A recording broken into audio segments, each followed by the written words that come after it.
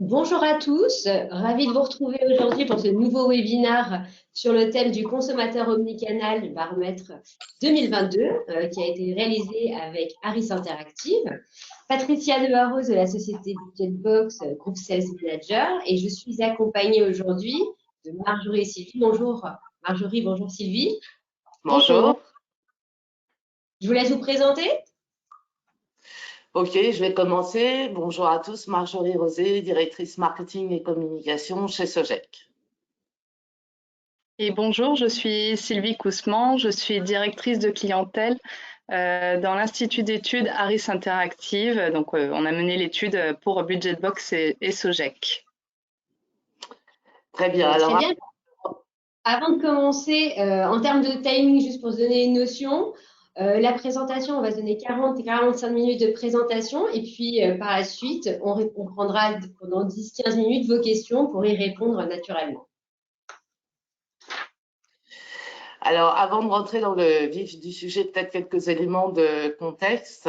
Déjà, on a choisi de présenter ensemble ce baromètre parce que, vous le savez, Sogec et Budgetbox font partie de la même société. On a des offres complémentaires entre le retail média d'un côté, l'activation promotionnelle de l'autre. Et donc, à ce titre, on est amené régulièrement à travailler sur les mêmes enjeux ou problématiques marché pour nos clients, marques ou distributeurs. Et donc, il nous a semblé totalement naturel de mener ensemble cette étude, accompagnée par Harris Interactive et en l'occurrence Sylvie qui est présente aujourd'hui. Et cette approche, elle nous permet également de vous apporter une vision large et globale en fait des évolutions marché. Alors aujourd'hui, comme disait Patricia, on est sur le baromètre 2022 du consommateur omnicanal, qui est un baromètre qui s'inscrit dans un contexte fort où on assiste à une accélération de la fragmentation du parcours de course et notamment des parcours de course connectés, où les consommateurs s'approprient de plus en plus cette offre connectée et où la promotion, on le verra, guide de plus en plus le comportement d'achat et l'acte d'achat. Donc, à partir de ce moment-là, ce qu'on veut partager avec vous dans ce baromètre, c'est justement comprendre l'ampleur de l'omnicanalité aujourd'hui, connaître quel est le profil en fait de ces consommateurs omnicanaux, quels sont leurs comportements d'achat, comment la promotion influence leur comportement et bien sûr, quelles en sont les implications dans votre stratégie marketing. Alors, avant de laisser la parole à Patricia sur l'omnicanalité, je laisse Sylvie présenter la méthodologie de l'étude. Oui, alors d'abord quelques points de définition. Donc aujourd'hui, on va parler du consommateur omnicanal. Donc c'est quoi le consommateur omnicanal? C'est celui qui va faire ses courses du quotidien. Donc ici, on est sur les courses alimentaires. À la fois en magasin et online. Donc en magasin, ça peut être aussi bien la caisse traditionnelle que le self-scanning, que ce soit avec une scannette ou un téléphone mobile. Et online, que ce soit le drive voiture ou piéton ou la livraison, y compris le quick commerce. Donc pour cette étude, on a interrogé un échantillon représentatif de 1700 Français. Et dans ces 1700 Français, on a eu 889 consommateurs omnicanaux. Donc, on va rentrer dans le vif du sujet, notamment avec le phénomène d'ampleur qui est l'omnicanalité. Aujourd'hui, comme vous le savez, vous avez des consommateurs qui utilisent naturellement la caisse traditionnelle. Aujourd'hui, tous les Français utilisent la caisse traditionnelle, mais les parcours se sont naturellement développés et les services aussi, notamment sur les canaux et les devices. Et aujourd'hui, en plus de la caisse traditionnelle, eh ben, vous allez pouvoir retrouver de nouveaux canaux sur la partie e-commerce avec naturellement le drive, mais également le drive piéton qui répond à un besoin différent dans les grandes villes et la livraison à domicile, notamment pour les personnes qui ne peuvent pas faire des gros pleins de courses car ils n'ont pas de véhicule et se font livrer à la maison, par exemple. Sur le magasin physique, ben, on voit aussi la digitalisation qui est arrivée dans cette typologie de magasin et notamment dans les hypermarchés. Vous avez pu voir notamment les caisses automatiques se développer. Ça a énormément questionné effectivement les consommateurs, mais finalement, se sont bien appropriés ce modèle-là. Et le dernier développement qui a eu lieu, c'est bien entendu le self-scanning, donc donner de l'autonomie aux consommateurs pour faire ses courses également en magasin. Donc ça, ce sont effectivement les nouveaux parcours que vous pouvez retrouver aujourd'hui. Vous avez un consommateur qui prend de plus en plus possession justement de ces services et de ces parcours-là. Notamment, ce qu'on remarque aujourd'hui, c'est que le consommateur connecté, finalement, il représente déjà 52% des Français. Donc, ils font, comme le disait tout à l'heure, leurs courses de façon quotidienne, aussi bien en magasin que dans les différents services qu'on vous a présentés juste avant. Donc, ils sont déjà 10% à le faire chaque semaine et 34% à le faire 4 mois. Alors, comme on vous le disait, ils ont un parcours varié et ces consommateurs omnicanaux, ils aiment bien utiliser plusieurs services. Ils en utilisent environ 4. Donc, c'est quand même assez divers. Hein. Ils aiment bien aller parcourir les différents parcours, les différents canaux. Ils dépensent aussi déjà un certain nombre de budgets, 25% sur les achats PGC. Et sur le panier moyen, on voit que ces consommateurs omnicanaux, finalement, quand on compare à l'hypermarché où la moyenne du panier moyen est environ à 38 €, on voit qu'un consommateur omnicanal, lui, va dépenser 2 fois plus, pratiquement 64 €. Donc, on est sur des consommateurs qui on va voir tout à l'heure, de par la cible, ont des paniers déjà plus importants. Donc, comme je vous le disais tout à l'heure, la caisse traditionnelle, aujourd'hui, tous les Français l'utilisent. On est sur quasiment 100% de consommateurs qui utilisent la caisse traditionnelle.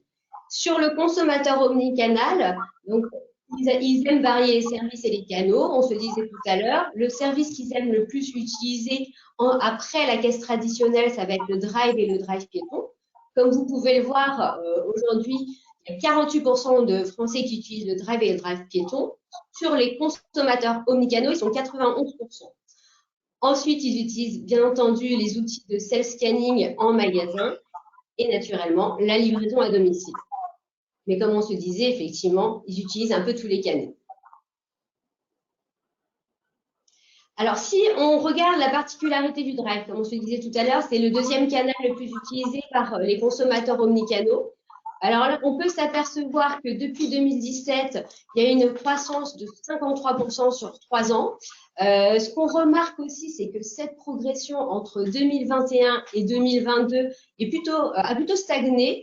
Alors, on va dire qu'il y a déjà une première partie de l'accélération, on le sait tous, est arrivée notamment de par le Covid, où effectivement, on est allé beaucoup plus vite, où effectivement le digital a vu une accélération qui a été d'ampleur sur cette période-là.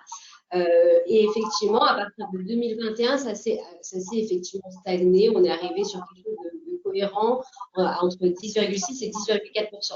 Ce qui est intéressant, c'est qu'on voit que par rapport au contexte actuel, notamment avec l'inflation, où les consommateurs font des choix, notamment par rapport au prix, on voit qu'il n'y a pas une perte réelle du chiffre d'affaires sur le drive et que finalement, on est arrivé à un palier qui commence à être intéressant sur ce canal-là.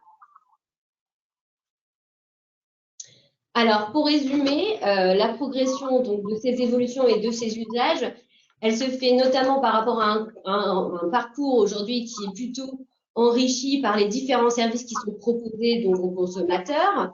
Mais il y a aussi la notion aussi du fait que les consommateurs puissent aujourd'hui bénéficier d'un assortiment assez large. On a en moyenne 14 000 références aujourd'hui sur un drive. C'est quasiment le consommateur aujourd'hui il peut retrouver quasiment tous les produits qu'il a l'habitude de retrouver en magasin assez facilement. Donc pour un consommateur, c'est assez pertinent. Et bien entendu, la part de croissance se fait aussi naturellement par rapport aux dépenses qui sont faites sur ces canaux-là. Aujourd'hui, la croissance des enseignes se fait naturellement plus par les parcours digitaux. Donc, à cet effet-là, les dépenses aussi. On va le voir, c'est un peu la transition, mais cette part de croissance, elle est faite aussi par rapport à ce consommateur qu'on va vous décrire aujourd'hui. Donc, on va voir qui est le consommateur omnicanal, donc quel est son profil. Donc d'abord, c'est un profil plus jeune, hein, sans grande surprise, un petit peu plus jeune que la moyenne des Français parmi les 18-34 ans. un petit peu plus CSP+, également. Et c'est également davantage des parents que la moyenne des Français qui vont avoir peut-être un budget un peu plus à maîtriser que les autres consommateurs. En termes de répartition régionale, donc on a une répartition plutôt et respectée par rapport à l'ensemble des Français. Hein, contre toute attente, c'est pas forcément des Parisiens, puisque en fait ça s'équilibre plutôt bien. Hein, la région parisienne va plutôt utiliser la livraison ou le quick commerce, tandis qu'en province, ça va être davantage le drive. Et en termes de genre, c'est une parité plutôt respectée, puisqu'on a autant d'hommes que de femmes, alors que sur l'ensemble des Français, on va avoir un petit peu plus de femmes. Alors, ces consommateurs omnicanaux, forcément, ils sont ultra connectés, puisqu'ils sont très à l'aise avec les nouvelles technologies, avec le digital. Donc, ils sont plus nombreux à utiliser la télé sur Internet, à écouter de la musique sur Internet, ou à regarder des vidéos sur Internet par rapport à l'ensemble des Français. Ensuite, ces consommateurs omnicanaux, ils sont fortement en recherche de transparence et d'information. Ils vont vraiment être à l'aise pour consulter plusieurs supports, plusieurs applis pour s'informer. Ils vont davantage consulter Yuka que l'ensemble des Français. Ils vont davantage regarder le Nutri-Score ou les avis clients.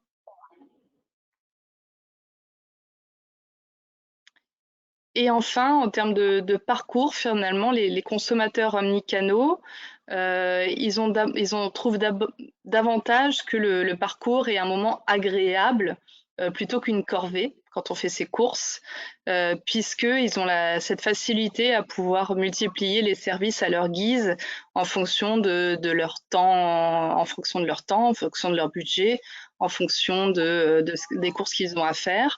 Donc vous voyez ici, le moment agréable, c'est ce qui est en vert. Et on va regarder l'ensemble des Français qui est la première ligne par rapport au total consommateur omnicanaux. Et donc on voit que pour eux, c'est davantage un moment agréable. Et en plus, ce score est en progression par rapport à 2020.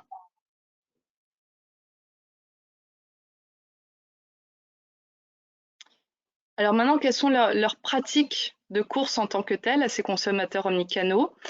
Ce qu'on peut voir, c'est que les comportements d'achat tendent à s'uniformiser parmi les différents parcours de course, que ce soit la caisse traditionnelle, le drive ou la livraison. Donc ici, on regarde quel est le pourcentage de courses de plein. Donc on a demandé aux consommateurs omnicanaux, est-ce que vous utilisez tel ou tel service pour les courses de plein ou pour les courses de dépannage? Et on voit qu'on a quasiment les mêmes scores entre la caisse traditionnelle, le drive et la livraison. Donc finalement, aujourd'hui, on utilise ces services aussi bien pour faire ses courses de plein que pour faire ses courses de dépannage, au même titre que la caisse traditionnelle. Alors pourquoi finalement les consommateurs omnicanaux utilisent les services connectés? Alors on va se rendre compte qu'il y a une complémentarité entre les services connectés et le magasin physique. Hein, c'est pourquoi ils utilisent ces différents services et c'est pourquoi on a vu que c'était plutôt un moment agréable, c'est-à-dire qu'ils peuvent jongler entre ces différents services. Les services connectés, donc digitaux comme le drive ou la livraison, vont être davantage utilisés parce que c'est un gain de temps pour le confort d'achat. Et puis le self-scanning, ça va permettre de maîtriser son budget et de voir les promotions, parce qu'on voit en live, hein, on peut maîtriser son budget en live. Et le e-commerce, de la même façon, ça permet de comparer les prix, mais aussi la distanciation sociale qui s'est installée depuis la crise sanitaire. Et le magasin physique, c'est un peu plus terre à terre et ça reste finalement les mêmes leviers que ce que c'était avant la crise sanitaire, c'est voir ou toucher les produits. C'est plus de choix en magasin que ce qu'on peut avoir sur le drive, par exemple, qui peut être peut-être un a priori, et c'est davantage de contact humain que ce qu'on peut avoir quand on est derrière son écran.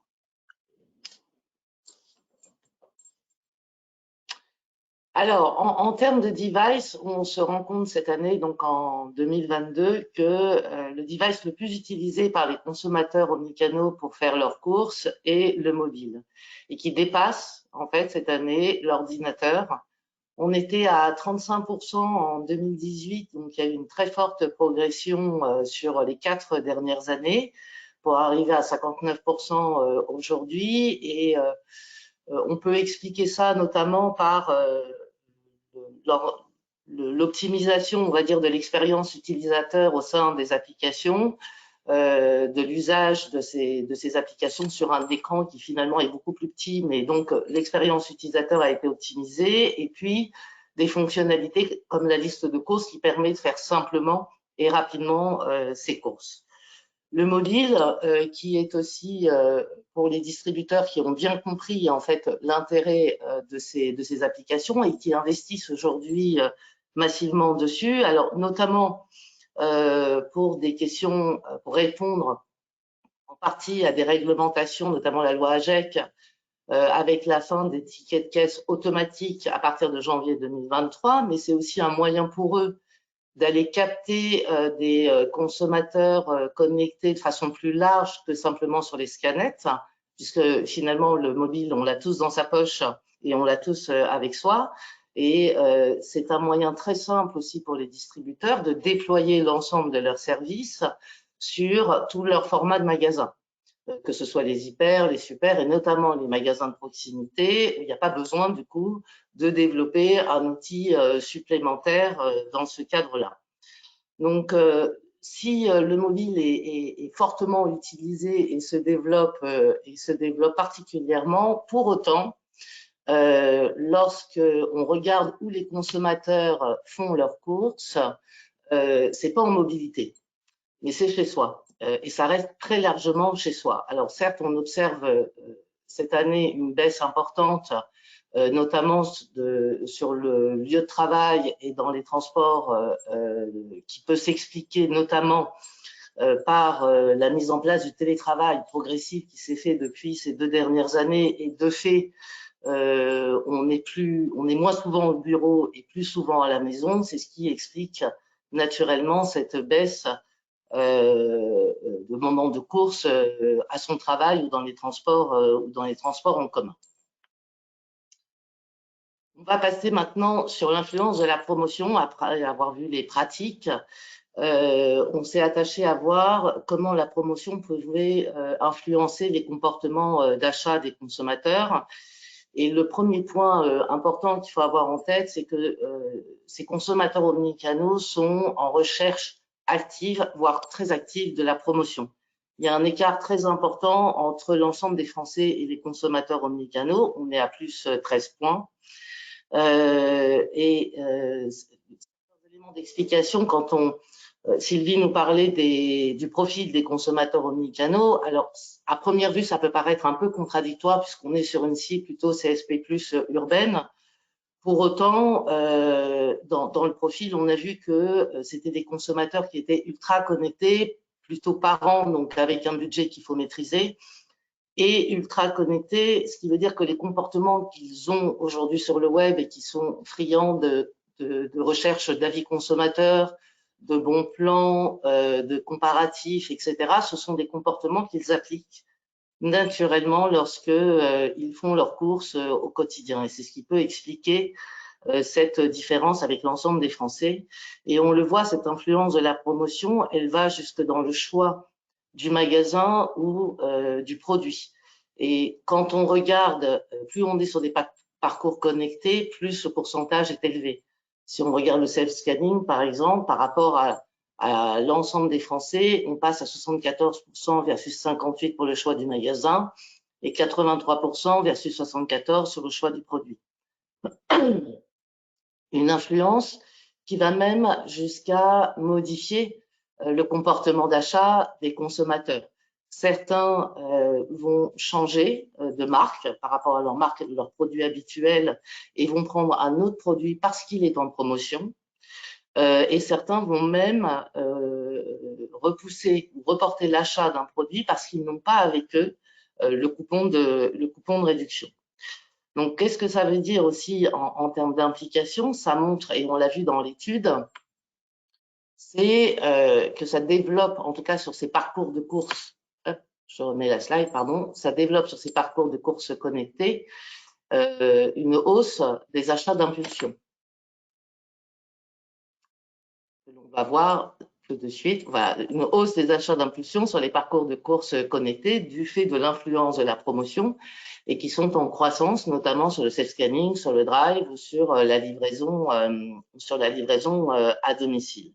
Et en termes d'implication pour les marques, ce que ça veut dire, et même pour les distributeurs, c'est que vous êtes face à une typologie de consommateurs qui, de fait, sont plus volatiles et plus difficiles à engager en termes de relations et à fidéliser sur vos produits. Alors, un point positif, quand on regarde maintenant la promotion personnalisée,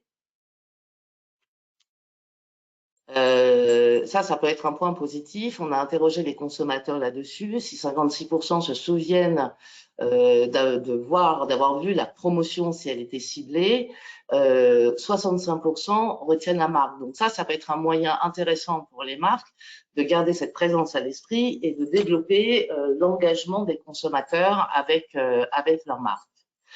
Et notamment, il peut y avoir aussi un impact positif chez les distributeurs, puisque quand on a interrogé les consommateurs, près de 40%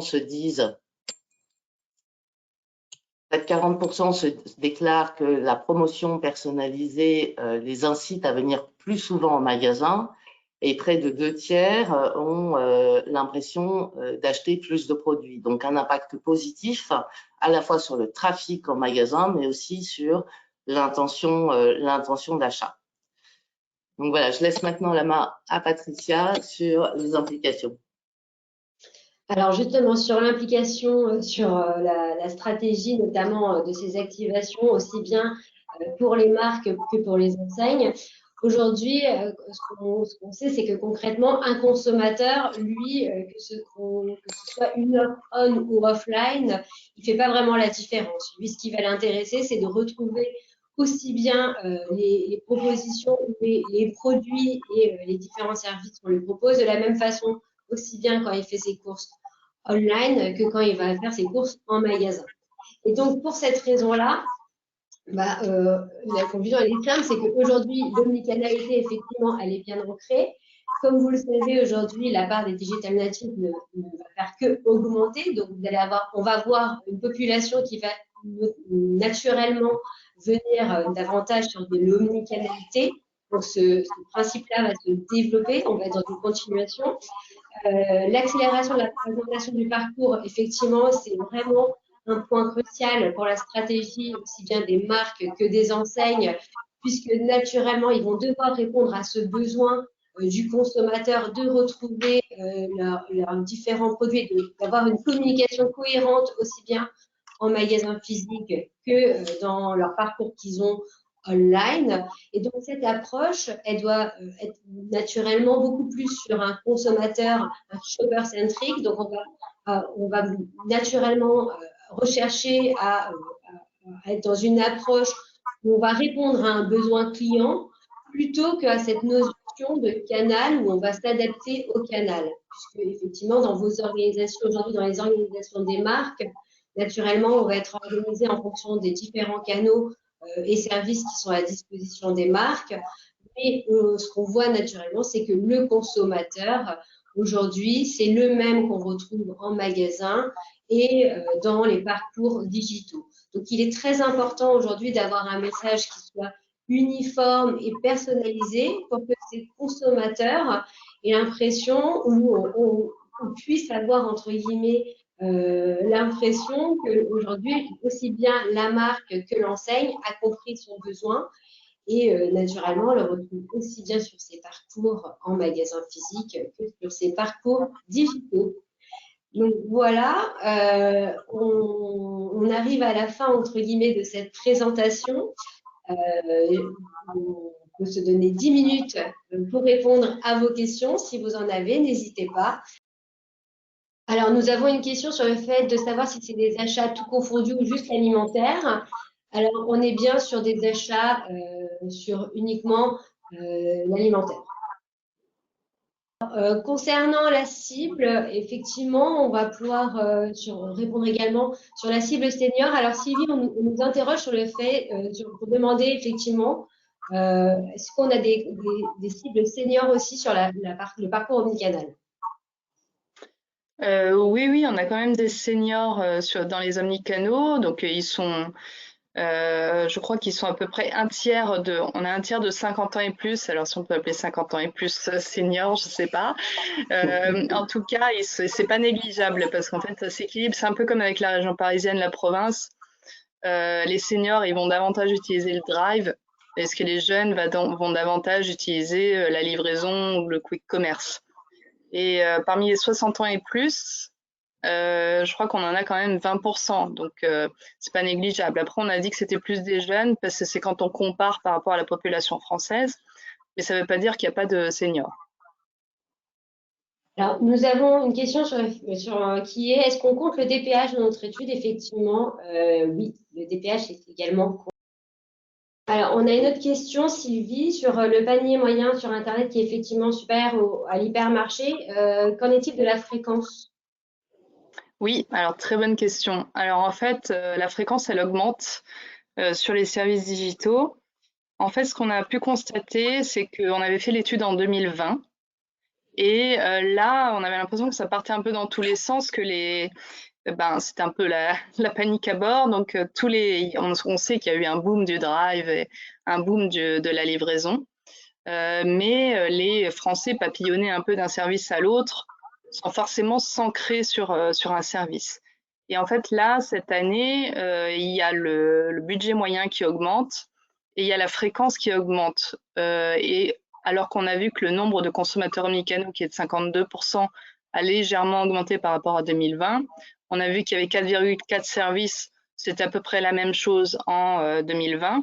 Donc en fait, les Français se sont davantage ancrés sur des services qu'ils utilisent davantage au quotidien. Ils sont davantage habitués à ces services, alors qu'en 2020, c'est plus une découverte. Alors, on a une question sur qu'est-ce que la promotion personnalisée? Est-ce que l'une de vous veut répondre?